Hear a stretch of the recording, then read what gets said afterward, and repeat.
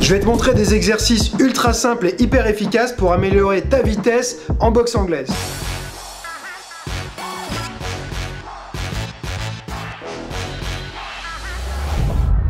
On oublie souvent que la première étape pour avoir un mouvement efficace, rapide, précis, puissant, c'est la technique. Mais c'est pas ce qu'on va traiter aujourd'hui.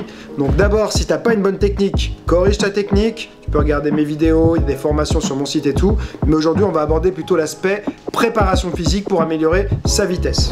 C'est Paul qui va faire les démonstrations des exercices. Donc là, ce que je vais faire, je vais te montrer différents exercices. Et à la fin de la vidéo, je te mettrai le programme, les répétitions, combien de fois. Il faut tout faire pour que ce soit cohérent et efficace. Premier exercice, on va utiliser un élastique. Donc ça se trouve partout, il y en a même à Decathlon, donc ça coûte vraiment pas cher et c'est hyper intéressant. Pourquoi? Parce que d'une part, en fait, la résistance elle est progressive sur un élastique, contrairement à un poids. Déjà tenir une haltère ou même un petit poids d'1 kg dans la main, c'est pas très intéressant parce que la résistance, elle est donc au niveau de contre la gravité, donc verticale. Et ce qu'on veut, c'est avoir plutôt une direction opposée en termes de résistance. Et sinon, ça va pas être intéressant, parce que ça va donner au contraire la mauvaise habitude de résister vers le bas, ok? Nous, ce qu'on veut, c'est produire de la force vers l'avant et travailler son retour. L'élastique, plus on déplie son bras, plus ça devient difficile, plus la résistance, elle augmente. Donc, ce qui nous intéresse, c'est pas toujours le début, mais c'est d'aller bien déplier son bras complètement jusqu'au bout. Deuxième intérêt, c'est que ça va entraîner à ramener rapidement, ok? Ça nous permet d'aller plus vite que notre vitesse réelle sur le retour. Donc ça fait travailler la vitesse à l'aller parce qu'il y a une résistance et ça nous aide à imprimer dans notre corps un retour plus rapide que ce qu'on peut parce qu'on est aidé. À l'aller, on est contre la résistance de l'élastique et au retour, on est aidé par l'élastique. Donc là, on va faire un truc tout simple, il est en garde comme ça, voilà. Et je vais lui donner numéro 1, ce sera juste un jab, voilà. Numéro 2, ce sera jab cross, voilà. Ok? Donc juste, je vais lui dire à chaque fois à voix haute comme ça. Si je lui dis 1, je peux lui dire 1, 1. Voilà. 2. Yes. 2. Maintenant, le piège. 2, 1. Voilà. 2, 1, 1. Autre piège, attention.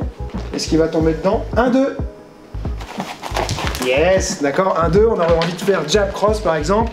Non, 1, 2, c'est 1, c'est le jab et 2, c'est jab cross. Donc je fais 1, 1, 2.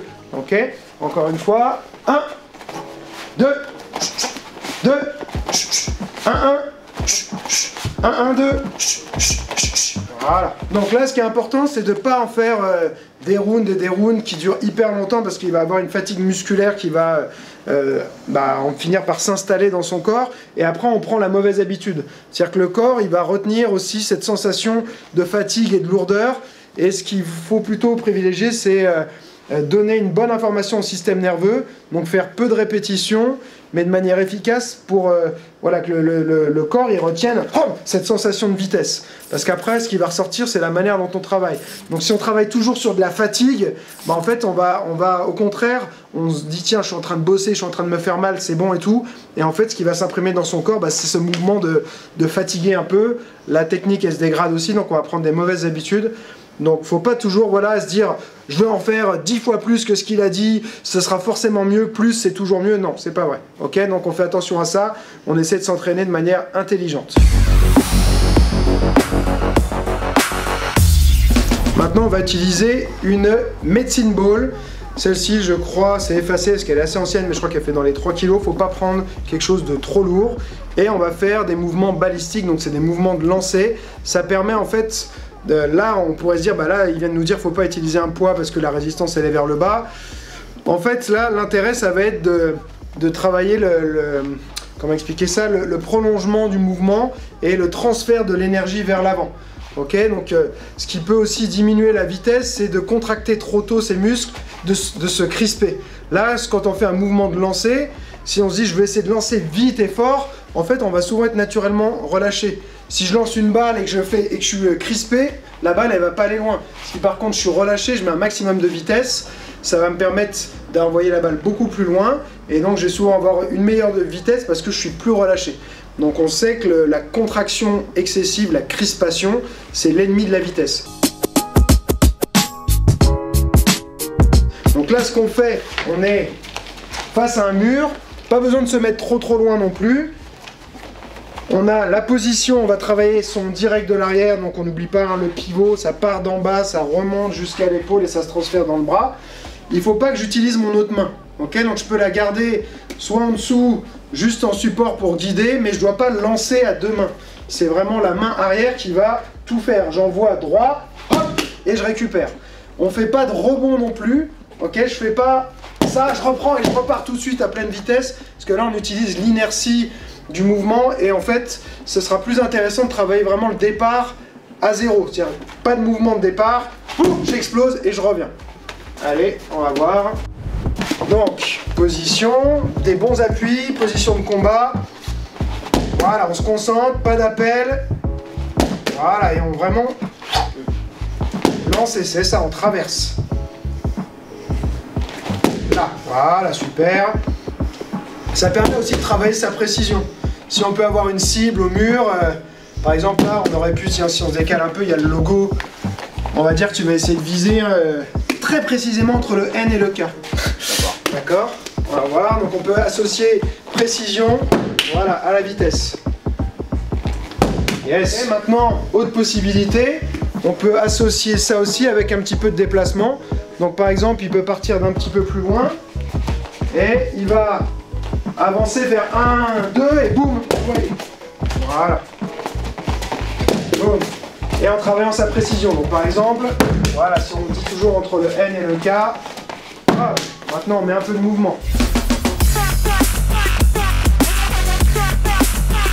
On va continuer avec la medicine ball. J'en avais déjà parlé dans une de mes vidéos sur comment augmenter la puissance. C'est quelque chose d'hyper important, c'est le gainage et tous les mouvements en fait de rotation, renforcer les mouvements de rotation. Si on a un bon gainage au niveau de ses abdos, sa ceinture abdominale, on va avoir un meilleur transfert de l'énergie qu'on génère du sol vers le haut et donc on sera plus rapide et aussi plus puissant. Là on va travailler spécifiquement donc sur l'aspect rotatif. Je vais me mettre près du mur, là je ne dois pas me mettre loin. Je vais me mettre relativement près et cette fois on va aller plutôt sur de la vitesse de répétition. Donc j'ai une main en dessous, une main ici qui vient bloquer la balle. Je vais travailler la rotation ici et revenir. Je la lâche mais très peu en fait. D'accord? Je ne prends pas de l'élan comme ça pour l'envoyer. C'est juste ça. Et à chaque fois j'ai mon pied opposé là qui vient tourner et revenir. Donc ici, bien gainé et j'enchaîne. On va voir si Paul y arrive. Donc là, voilà, on sent son gainage et le pied. Yes. Ok. Maintenant on va faire de l'autre côté, on travaille les deux côtés. Ici, la rotation est importante des deux côtés. Voilà, on voit tout de suite qu'il y a un côté où il est moins à l'aise. Je tu parles.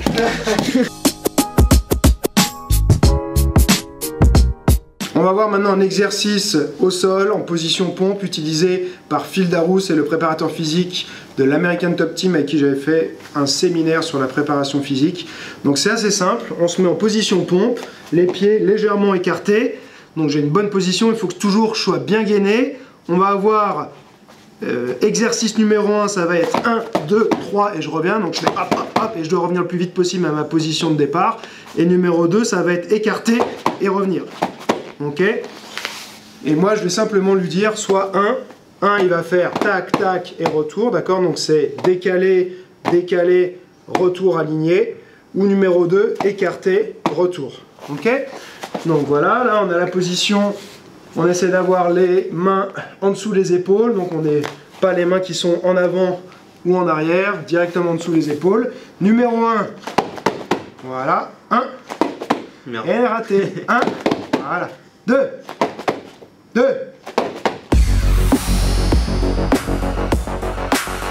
Pas besoin d'en faire trop parce qu'on va vite se fatiguer. Encore une fois, hein, si on va trop dans la fatigue, on inscrit souvent un mauvais schéma moteur dans son corps et on reste pas sur l'exercice. Le but de l'exercice qui est de travailler sa vitesse. Si on commence à ralentir parce qu'on est fatigué, on n'est plus dans le travail de la vitesse.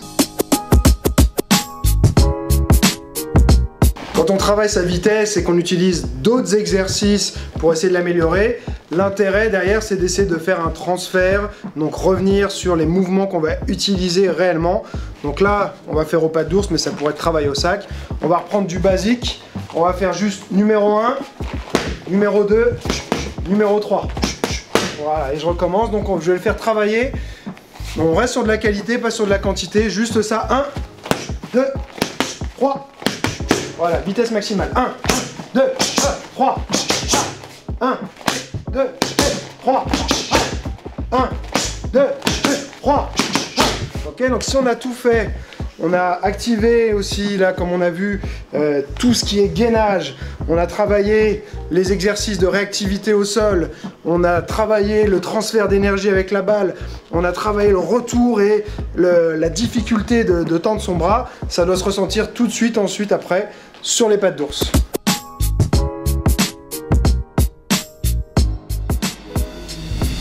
On va voir maintenant ce que ça donne concrètement en application en temps réel. Donc on va tout faire 5 fois. Il va commencer, il va faire 5 fois le numéro 1, c'était le jab, et ensuite jab cross. C'est-à-dire comment ça fait 1, ensuite 2, voilà. Bam, voilà, vitesse. 3, ouais, pas grave. Hop, 4 et 5. Yes. Deuxième exercice, lancer de la medicine ball, pas trop loin non plus. Voilà, on travaille la bonne mécanique corporelle, pivot. 1, 2, 3, 4, pleine vitesse. 5, voilà, maintenant, bras avant. Donc ce qu'il faut, c'est que ce soit une seule main qui lance, hein, pas les deux mains. Il y en a une qui est en support, qui guide.